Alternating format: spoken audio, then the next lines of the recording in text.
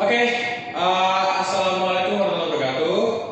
Good morning everyone. Gimana kabarnya hari ini? Apakah masih ngantuk atau udah bersemangat? Udah ngopi kah? Oke. Jadi kita bisa lanjut ke materi ya. Materi hari ini adalah, as you can see, main idea or topic, purpose or reference. Nah, sebelum kita mulai, kakak mau bikin bagan-bagannya dulu. I think this will help you to measure the materialnya. Pertama, kita mulai dari sebuah teks. You have to skim first atau skimming. Oke, habis skimming, nah kita pasti nemu yang namanya main idea, ya kan? Nah, habis itu main idea pasti dalam sebuah percakapan, setelah kita mengetahui apa yang disampaikan oleh pembicara, pasti kan kita juga ngerti nih point of view-nya dari pembicaranya. Nah, gimana kalau kita aplikasikan metode percakapan kita ke dalam tulisan? Which mean berarti kita memahami dulu, skim dulu, membaca dulu dengan cepat. Terus habis itu kita pasti ngerti, oh si penulis ngomong soal ini nih, gitu kan? Nah, selagi kita baca itu juga, kita juga pasti mengerti dong purpose-nya apa, terus tone-nya dari author di mana dan sebagainya. Nah, kalau di sini kita bakal pakai ke arah purpose-nya dulu. Purpose-nya dari seorang author kayak gitu. Nah, terus dari skimming itu juga nanti kita bakal dapat yang namanya inference. Oke, nah di sini kita akan bahas main idea, purpose, inference. Yang pertama itu ada yang namanya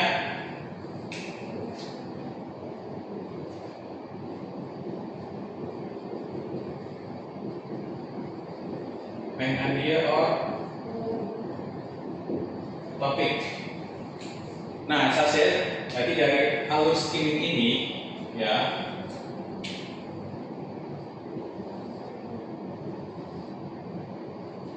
Dari alur skimming ini kita pasti akan dapat sebuah main idea atau topiknya dari si teks tersebut.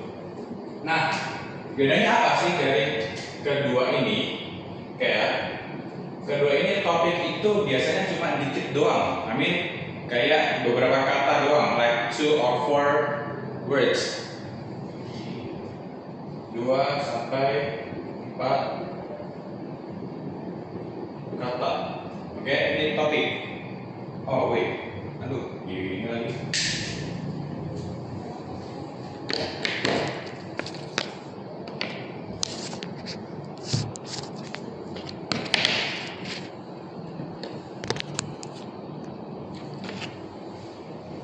Wait.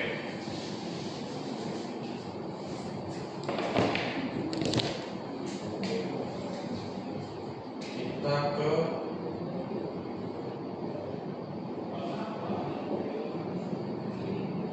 topik itu pasti 2 sampai 4 kata aja. Oke ya. And then for main idea, nah karena ini adalah main idea pasti kalimatnya atau katanya pasti lebih banyak, karena itu kan gambaran. Jadi topik itu kayak kita per tema gitulah ya, topik itu atau tema. Jadi tema itu pasti dikit 1 atau 2 atau 3, 4. Dan idea itu pengembangan dari topik yang tersebut.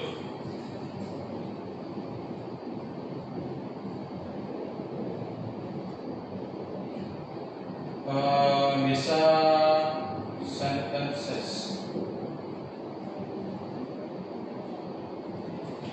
kayak ini. Nah, kita lihat dulu ya. Berarti topik only 2 or 4, misalkan topiknya adalah tentang banjir. And then main idea adalah gimana cara kita mengatasi banjir di daerah pegunungan atau di daerah perkotaan, kayak gitu contohnya. Oke, dari ini ada kebingungan nggak cara nentuin pengertian dari yang ada topik? Kita pasti udah tahu apalagi di apa namanya, di sekolah-sekolah pasti kan banyak buku bacaan tuh, ya kan? So I want to ask you question dulu. Apakah kalian sering baca buku di sekolah atau artikel dari HP? Wow. Jadi sedikit tips lagi from kakak ya. Jadi ini kan adalah bahasa yang jarang kita pakai ya, pasti jarang kita pakai. Nah, gimana sih biar kita bisa ngerti skimmingnya di mana, terus tentunya di mana kalau kita nggak tahu vocab-vocabnya. Nah, disarankan banget nih dari teman-teman atau kakak-kakak di sini, you have to read a lot of English article atau yang ya seminimal mungkin sih dari TikTok atau Instagram pakai bahasa Inggris, searchnya pakai bahasa Inggris dan coba pakai bahasa Inggris terus, biar kalian tuh lebih easy buat memahami kalimat atau cerita-cerita dari di soal nantinya. Kayak gitu. Oke, kita lanjut ya. Nah, terus kalau kita udah tahu pengertiannya, cara nyanyinya gimana kak? Cara nyanyinya adalah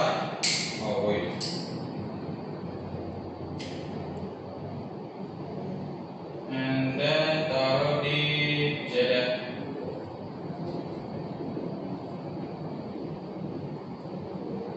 Tipsnya Shirley adalah tadi skimming atau baca cepet dulu.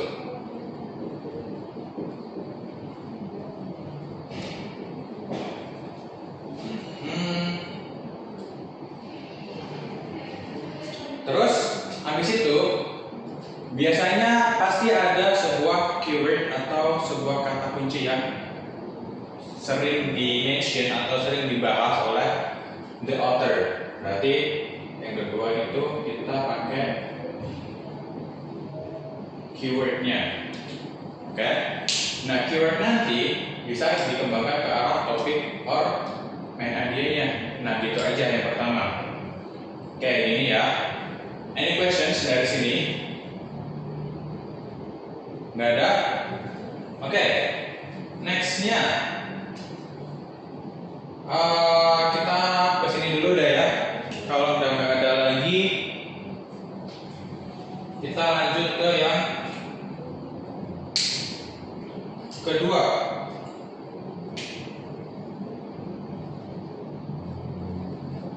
yaitu adalah purpose.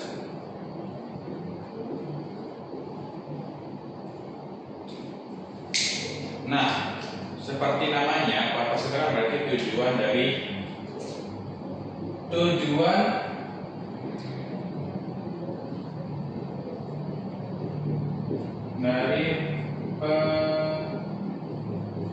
penulis untuk penulis dalam menyampaikan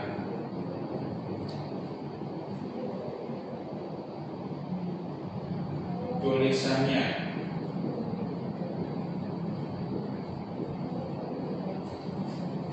Kayak gini. Oke. Terus biasanya ya di purpose itu ada kurang lebih 5 atau 4 kalau nggak salah tujuannya. Yang pertama itu to inform, untuk menginformasikan. Yang kedua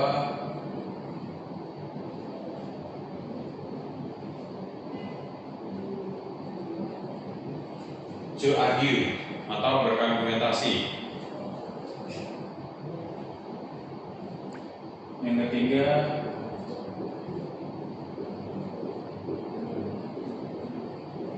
to describe atau mendeskripsikan sesuatu. kayak gitu. Terus yang keempat, gua compare. You know compare? Itu untuk membandingkan. Nah, kayak gini adalah purpose-nya. Itu tujuan dari penulis kenapa dia menyampaikan teks tersebut. Dari dua ini, any questions? Nanti kakak bakal ngasih tips dan trap-nya gimana, because ketiga topik ini tuh kurang lebih sama, trap-trapnya gimana, caranya gimana kayak gitu. Jadi nanti kita bahas bareng aja buat trapnya ya. Nextnya,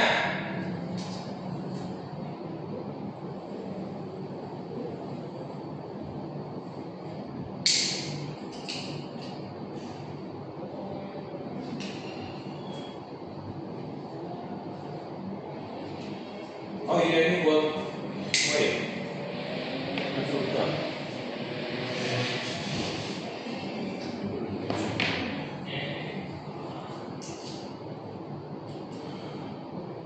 tipsnya juga sama sih kalau yang main Nadia sih.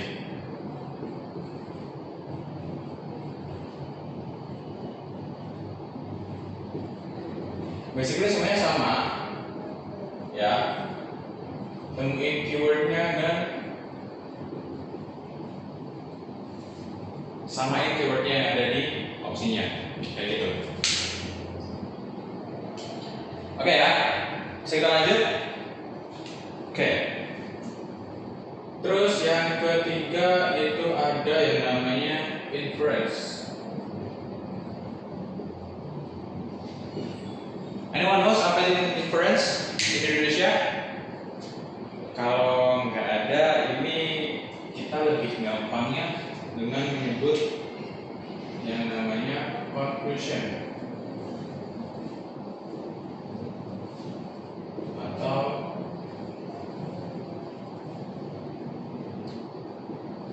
summarize. Ini. Nah, dari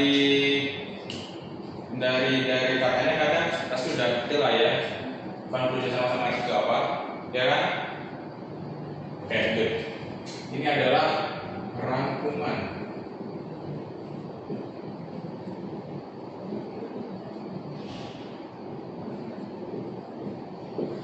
dari teks. Kayak gitu. Oke? Itu adalah rangkumannya. Nah, kalau ini gimana Kak cara nentuinnya? Ya kalau ini sih biasanya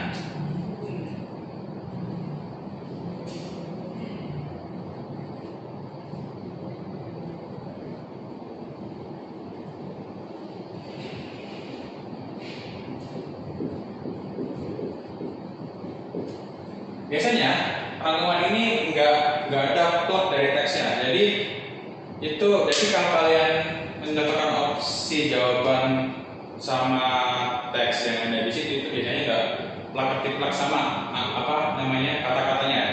Jadi you have to find it by yourself.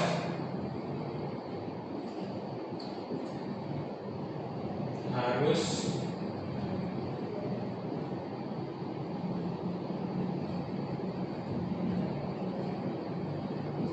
cari sendiri kayak gitu. Ini adalah highlightnya karena ini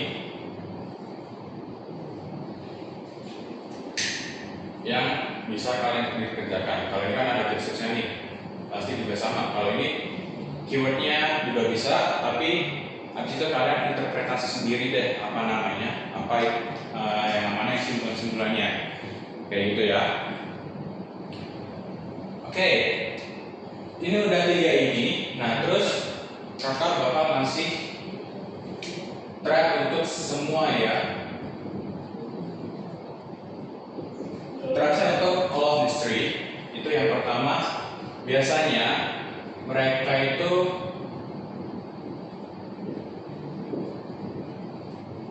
bukan ini.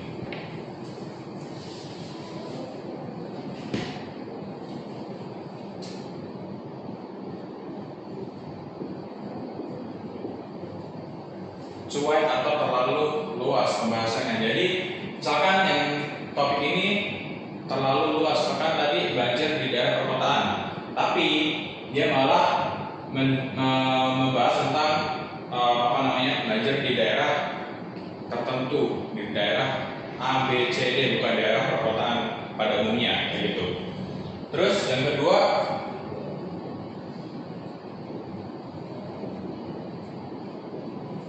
terlalu sempit. Kalau dia terlalu lebar, dia terlalu sempit. Jadi contoh lainnya adalah kita bisa banjir ya, banjir dalam perkotaan, tapi dia terlalu sempit di perkotaan yang daerah cuma misalkan 1 kilometer doang, padahal daerah perkotaan itu lebih luas lagi, kayak gitu. Terus yang selanjutnya itu pergeseran makna.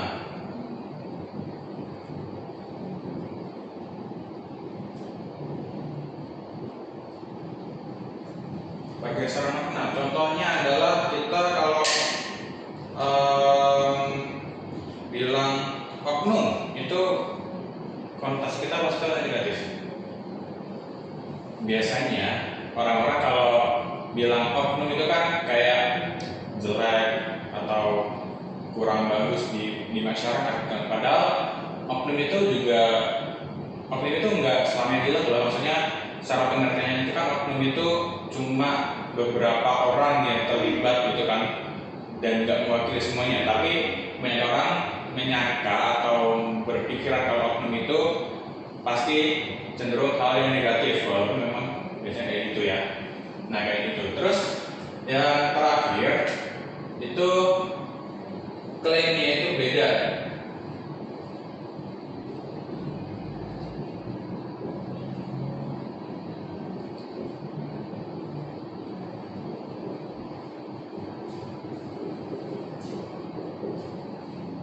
Gini, klaimnya, misalkan klaimnya adalah hutan bisa mereduksi potensi terjadinya banjir, tapi ternyata di jawabannya itu hutan nggak bisa. Nah itu terbalik kan, beda banget sama hal yang ada di teksnya. Kayak gitu. Ini overallnya, threads-nya, jadi you have to pay attention about this one. Nah ini ya, threads-nya kayak gini. Nah dari sini ada pertanyaan nggak? Udah jelas semua atau masih bingung semuanya? Enggak lah ya, masa bingung sih. Ini kan masih materi-materi awal. Jadi ini juga bisa dipraktekin di sekolah kalian juga, kalau kalian nemu teks-teks sekolah atau teks-teks rekan kalian belum dan sebagainya, itu bisa dibuat tips kayak ini juga. Oke, nggak ada lagi. Nah itu khusus buat inference,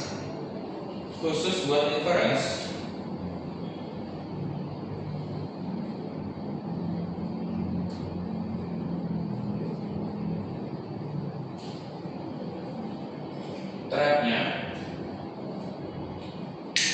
yaitu kurang lebih sama too wide to narrow, terlalu luas,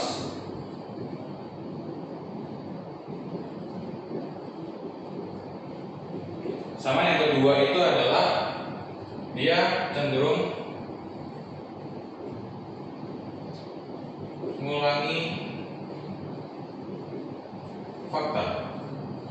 Jadi kalau di inverse kan dia rangkuman ya. Jadi kalau rangkuman itu berarti dari 2 fakta atau 3 fakta yang tersedia di teks digabung menjadi satu, bukan diulang-ulang satu fakta dan 2 fakta aja.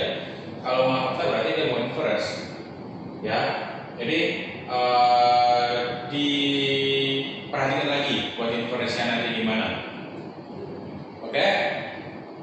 Terus kalau nggak ada lagi, kalian udah tahu kan ya apa namanya tipikal soalnya kayak gimana? Udah ya. Kalau di sini tuh berarti ada yang namanya topiknya apa, main ID-nya apa, terus base title-nya apa dan sebagainya. Kalau ini purpose pasti ya purpose atau kita bisa bilang objektif,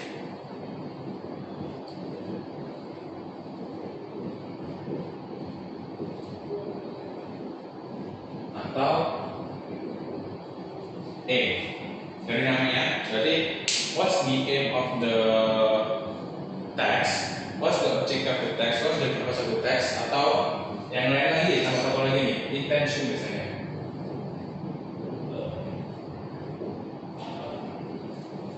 Intention.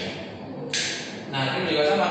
What's the conclusion? What's the summarize? What can we conclude to the text? Kayak gitu. Oke? Clear? Kalau clear kita bahas soal dulu. Yang nomor 1.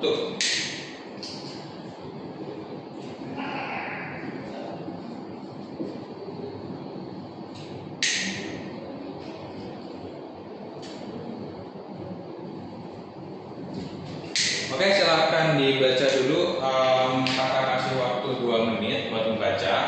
Ya, silahkan dibaca yang soal pengantar ini ya, tentang Minister of National Development Planning Rahmat Panggudi via the Free Nutritious Meals Program as playing its role in the broader national economic change.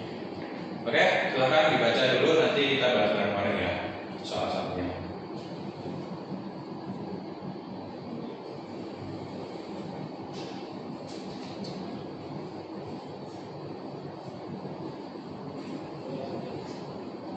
Udah? Oke. Kita langsung bahas nomor 1 deh. Oke ya. Nah, silakan dibaca nomor 1 soalnya apa? Oke, nomor 1 adalah what is the main idea of the passage? Main idea-nya ya, kita ditanya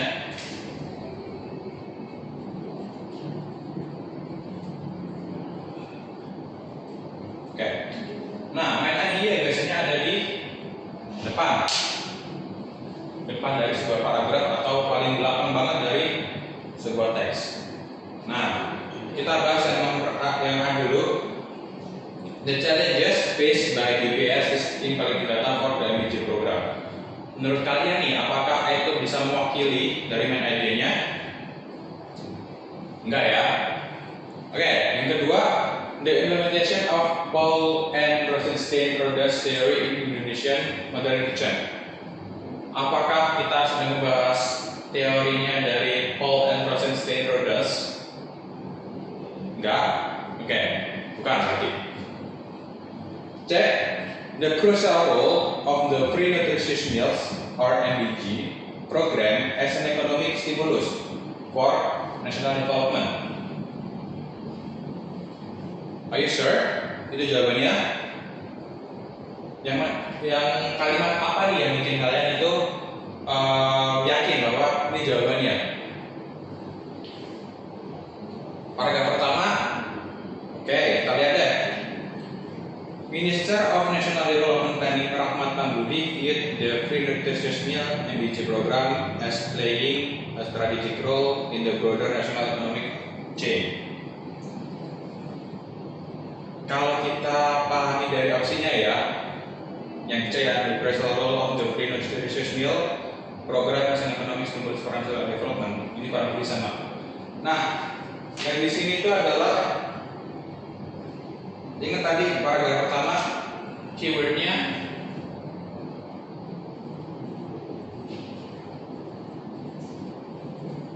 what? Strategic. Apa itu strategic? Artinya strategic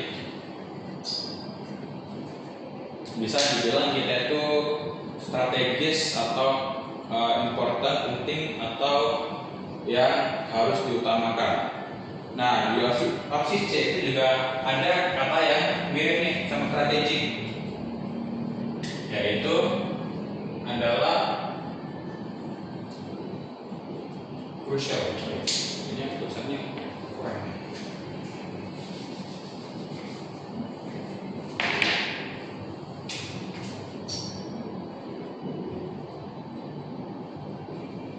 Crucial. Ya. Nah, kayak gitu. Itu buat yang main idenya. So the answer is cek answernya.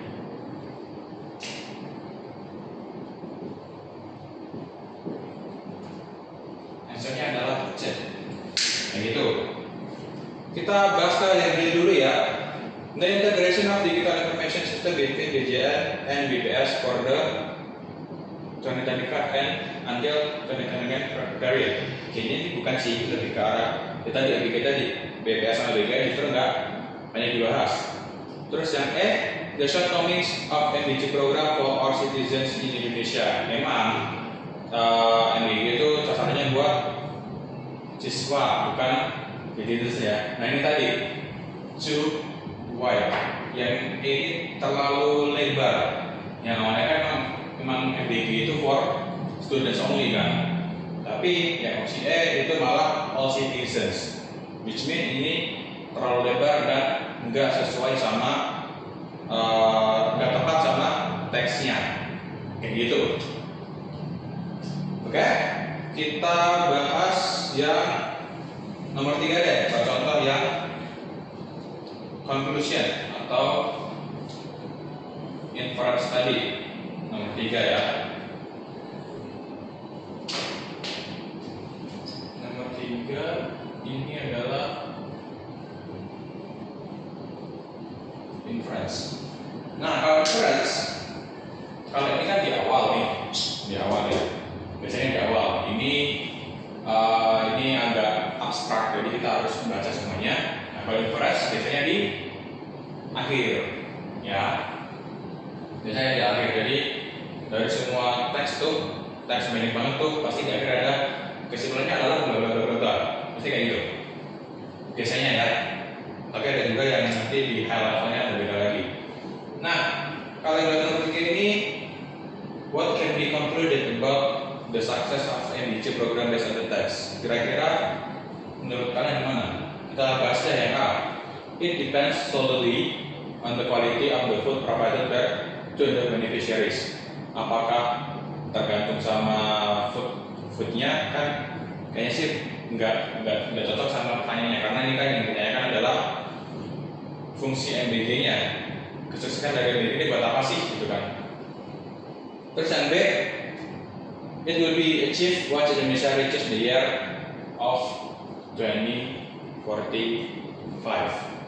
Ini akan diraih ketika Indonesia mencapai tahun 2045. Iya kah? Kalau nggak salah sih, as far as I know ya, itu beberapa pemerintahan bilang ya emang MBG itu untuk salah satunya buat mencapai Indonesia emas, like that one. Jadi kita masuk opsi B sebagai yang benar dulu, kali aja ada yang lainnya yang benar lebih benar. Yang C, it requires integrated data, digital monitoring, and a comprehensive analytical framework to be properly measured. Butuh data nggak nih buat kesuksesan MBG? Maksudnya adalah proyeksi MBG, itu proyeksi tujuannya MBG ini butuh data nggak sih? Ya memang butuh, tapi kan ini bukan ke tujuan MBG-nya. Ini kan berarti untuk mendukung MBG-nya, bukan ke tujuan MBG-nya. So ini kurang tepat. Yang D, it is primarily a social welfare program with no significant impact on the economy. Jadi, tapi kalau ini yang D ini lebih ke arah apa ya? Kritik malah ya kayaknya ya, bukan ke arah tujuan MBG-nya. Yang E, it only requires data from BPS to achieve success in MBG program. Iya, tapi dari sini.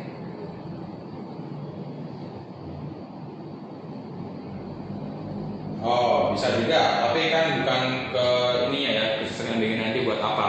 Jadi dilihat berarti last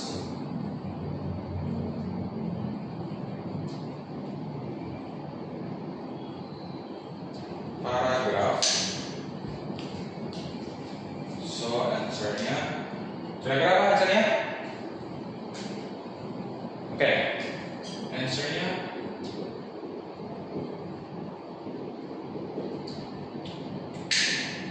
adalah yang yang B.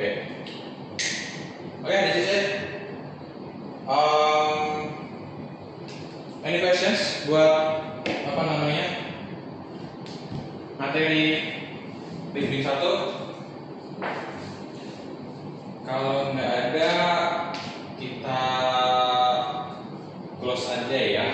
Nanti kalau misalkan kalian nemu soal-soal yang lain, misalkan kalian mau cari Google something dan kebingungan, you can discuss with me, but confirm to kawin me dulu. Oke? Kalau nggak ada, let's pray. Oke, let's pray. Begins.